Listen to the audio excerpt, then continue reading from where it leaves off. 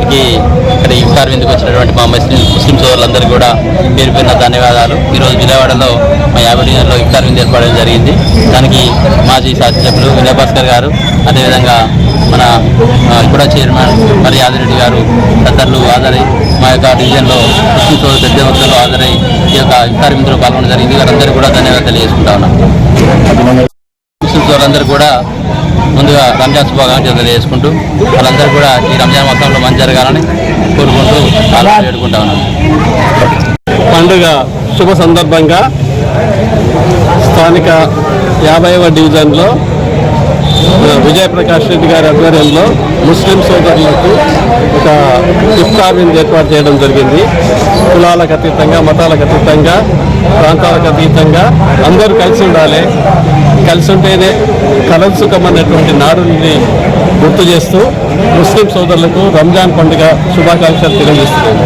ఈ సందర్భంగా ఇక్కడ జులైవాడ యొక్క ప్రత్యేకత ఏంటంటే ఇక్కడ అన్ని మతస్థులు, అన్ని కులాల వాళ్ళు ఐక్యంగా ఉంటున్నారు. గత అనేక సంవత్సరాలుగా ఈ టెంపో, ఈ స్నేహభావం, ఈ శాంతి పరిష్కార మార్గాలు అందరు కలిసిమెలిసి ఉండేటువంటి వాతావరణం ఇక్కడ ఉంది. కాబట్టి ఈ వాతావరణం కొనసాగింపుగా ఏ పండుగ వచ్చినా, ముస్లింల పండుగ వచ్చినా, క్రిస్టియన్ పండుగ వచ్చినా, హిందువుల పండుగ వచ్చినా అందరూ కలిసి చేసుకునేటువంటి సాంప్రదాయం ఇక్కడ ఉన్నది.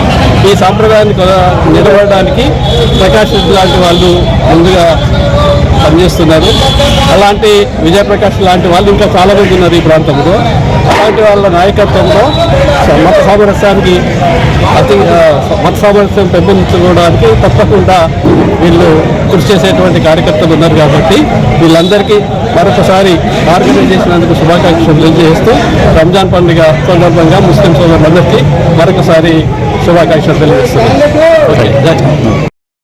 నిజంగా ముస్లిం సోదరులందరికీ ఈ హిందూ సందర్భంగా శుభాకాంక్షలు చేస్తూ కులాల మతాలకు అతీతంగా మరి విజయప్రకాష్ రెడ్డి గారు ఇంత పెద్ద సాహసోపేతమైన నిర్ణయం తీసుకొని అందరి మన్నది విందించి అందరి మన్నది పొందారు.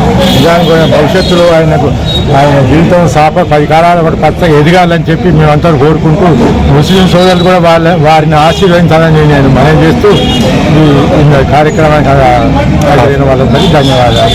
మీడియా మిత్రులకు ధన్యవాదాలు.